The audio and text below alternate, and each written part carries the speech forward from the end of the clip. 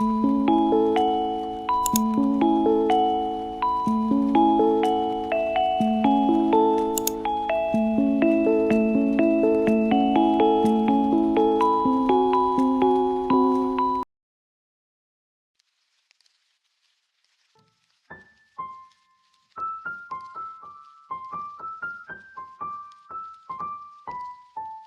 do you wanna come over after school? Why? Why not? I just want to spend time with you. Fine. Can I sleep over? You know you don't have to ask that. Okay, I'll walk home with you after practice. Alright, I'll see you later. He gave him a quick peck on the lips before running off to class. Even though Yams couldn't see it, Tsukishima waved after him. Time skip. At the end of the day at practice, Yamaguchi and his salty boyfriend are normally the first to leave. Bye guys. We'll see you tomorrow morning. He will. I won't. Be nice, Tsuki. Tisk, fine. He has you wrapped around his finger, Tsukishima. He and Kageyama snickered before returning their focus to practicing their quick attack. Tsuki rolled his eyes, but before he could say anything he was being dragged out of the gym by his boyfriend. Once they had reached Yam's house, they immediately went up to his room and shut the door. So, why did you have to make it so awkward? I didn't even say anything. Exactly, just say something. You act like this is the first time that you've been in my room before.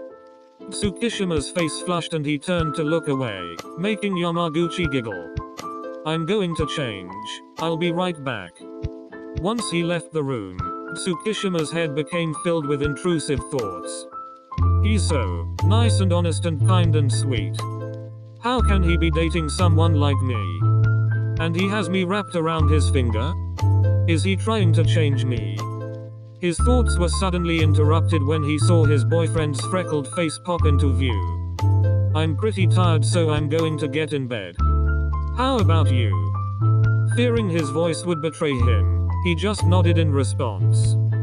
Yamaguchi got into the bed first, then opened the blanket for the other to climb in. The couple found a position that they are both comfortable in. It was quiet. Quiet enough that Tsukishima could hear Yam's breathing and noticed that they had started to slow. He's asleep? Already, huh? He must have been tired. It wasn't long after that he managed to drift off to sleep. Maybe 30 minutes after Yamaguchi had fallen asleep, he heard noises. It sounded like incoherent talking. Wait, just stay, please, no. He was still half asleep, so he laid in the bed just listening, hoping to understand what was going on. What?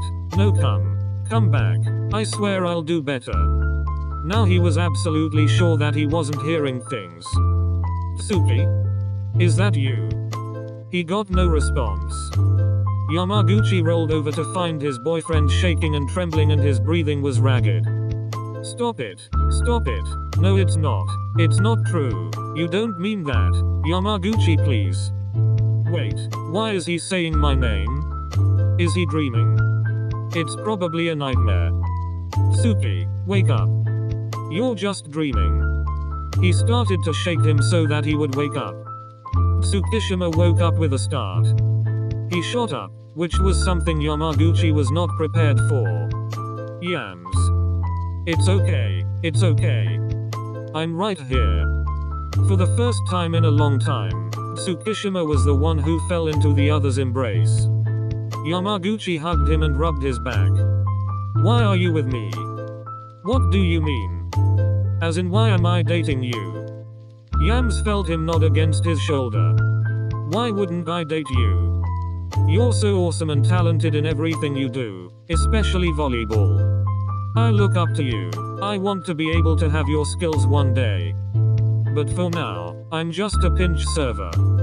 Which is fine, but one day I want to be a part of our team's starting lineup instead of just cheering you on from the sidelines. But I'm so mean, and I don't like showing you any attention. I ignore you regularly, and Tsuki. Stop it. Yeah, you do all of those things, but that's just what makes up your personality. But I like it. Tsukishima removed his head from his shoulder to look him in the eyes. Really? Yes, really. Well, minus the whole ignoring me bit. He smiled and Tsukishima gave a small, watery smile in return. I didn't know that he was this insecure. You know that it can tell me about these kinds of things, right? Tsukishima looked away, allowing Yamaguchi to continue. You know, it's okay to talk about your feelings, right? If not with somebody else, then tell me, okay? I'm not going to tell anybody else. What happened in this room tonight stays between us. Okay. Yam's face broke into a grin and he kissed his boyfriend. Now can we go back to sleep? It's like 2 a.m. and we have practice in the morning. Tsukishima chuckled and the both of them rolled over to get back to cuddling. Before long the couple was back asleep.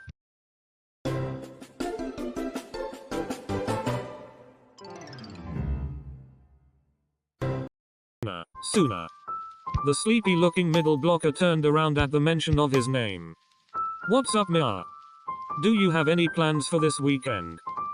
Suna gasped dramatically and placed a hand over his heart. Is the great and powerful Osamu Mia inviting me to his house? Osamu rolled his eyes before continuing. Do you wanna come over tonight? After school? Oh hell no. Why are you inviting him over? Thanks but no thanks. I'll have to pass on that offer. Why are you even worried about it, Tsunu?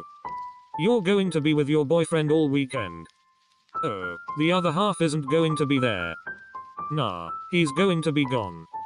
Which is why I'm confused as to why he's so worried about who I invite over. He said the last part loudly just so his twin could hear it. Okay then, in that case, I'll come. Really? Yes, now calm down or I won't go. Osamu leaned in to kiss him quickly before he had to leave. You, gross. He said as he wiped off the kiss. Shut up. Suna smirked at his boyfriend's annoyed expression. The couple exchanged their final goodbyes before Osamu dragged his twin to class. Time skip. After school, the twins parted ways. Sakusa came to pick up Atsumu, and Osamu and Suna made the walk home. Am I getting late tonight? Rin. What the fuck? No. Or. Even though Tsumu is gone, my parents are still there. Ah. It was still worth a try. You horny bitch. You're one to talk. The two proceeded to bicker the entire way to their house. Once they got to Osamu's room, Suna almost immediately made himself at home. He was on his stomach, sprawled out across the entirety of the bed and looking up at his boyfriend. I guess I don't even have to tell you to get comfortable. You act like you've been here so many times before. But I have though. That's not the point. They ate and talked until they both got tired, which wasn't very late. I'm tired, Samu. Suna had started whining, which he didn't do at school or around the team. Alright, you big baby, let's get in the bed. They both got into the bed and it didn't take long for the pair to fall asleep. About an hour into their dormancy is when Osamu started to get restless. Stop it. Put it back. Samu.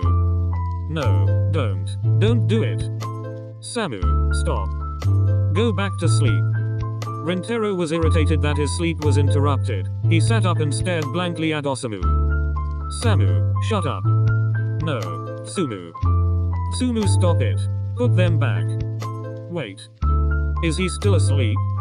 Is he dreaming? I didn't know that he talks in his sleep. Oh, I have to record this. He leaned over and recorded his boyfriend for a few minutes. The entire time he was trying to hold back his laughter. Okay, anyways. Should I wake him up? Whatever he's dreaming about, it doesn't look all that pleasant. Suna leaned over Osamu's body and ran the tips of his fingers through his hair. Hey, buddy, wake up. The calm stroking soon turned into him lightly slapping his face.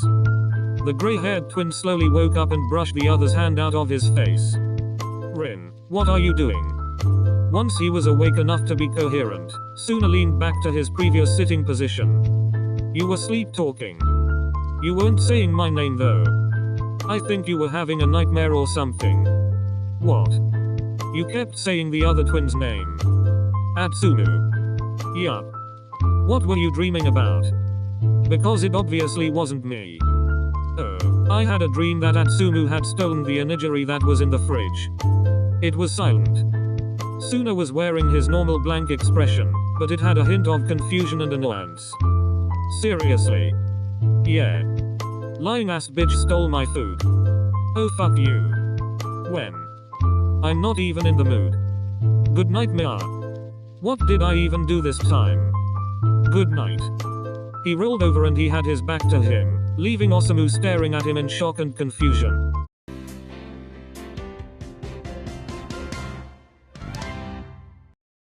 Kageyama. Hey, Hinata. The former jumped into the other's arms, Kageyama catching him, even without a warning. Kageyama spun him around a little bit before putting him down. What's up, Boke? I wanted to ask you if you could come over after school? My mom and sister aren't going to be home for the next few days. Oh really? Yeah, I just don't want to be alone at night. It's okay. I'll come over at night, after school. Thanks, Kags. Hinata pulled his partner down by his collar and kissed him. No PDA, go to class you two.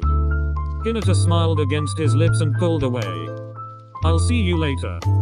Hinata released his hold on his shirt and walked away, leaving a flushed and dumbfounded Kageyama standing in the hallway. Time skip. Thanks again for coming over with me. It's honestly not that big of a deal, 𝕄𝕂𝙳𝙳. Hinata smiled as he opened his front door, taking off his shoes and leading Kags to his room. Are you hungry or anything? My mom left me food for the next few.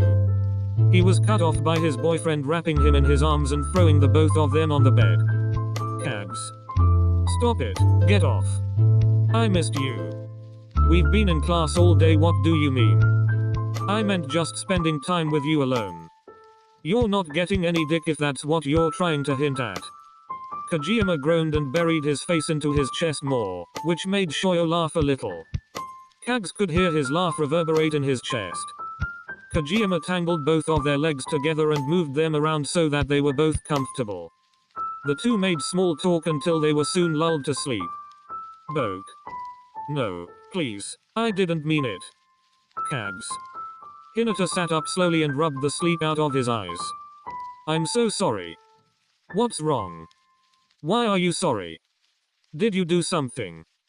Don't leave, Hinata. Yes, Kags. I'm right here, you're okay. 𝕄𝕂𝙳𝙳 lightly stroked the setter's hair and he started to calm down. The mumbling ceased and his breathing started to go back to normal.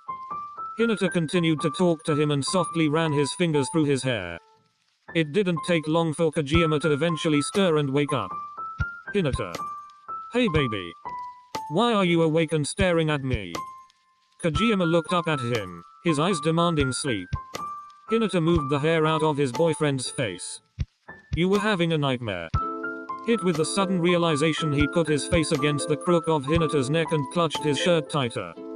Do you want to talk about it?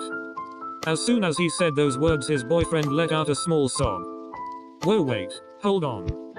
Why are you crying? He looked down and held his face in his hands. Kageyama leaned into the touch. Hinata connected their lips, tasting the salt from his tears.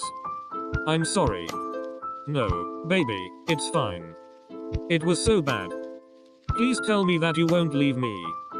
Please. Kags, please. Just say it. I need to hear you say it. Please. I'm not going anywhere, okay? I promise. Kageyama sighed and leaned in more to his touch. Do you want to talk about it? Kageyama winced before nodding. You had told me that you hated me for working you so hard. And that you wish you had never met me at the match that day. Oh come on. Did you believe that? You know that's not true. But, to be fair, I hated you when I first met you that day. Ditto. Anyway, but look at it this way. You have me now, right? And that's all that matters. Exactly. Hinata's smile was so bright it was like he was physically glowing. You're so bright. I'm what? Bright. You know, like the sun. I know that's what your name kind of means, but you are like the literal embodiment of the sun. This is going to sound so cheesy, but you brightened my day whenever I see you. I could be having the worst day, and when I see your little orange head I just get so happy. I can't think of another word for it, but happy is a severe understatement, trust me. Oh, you're so cute. Thank you, Tobio. Still, obviously that wasn't me talking, so there was no reason for you to believe it. I love you, Kageyama Tobio. And I love you, Hinata Shoyo.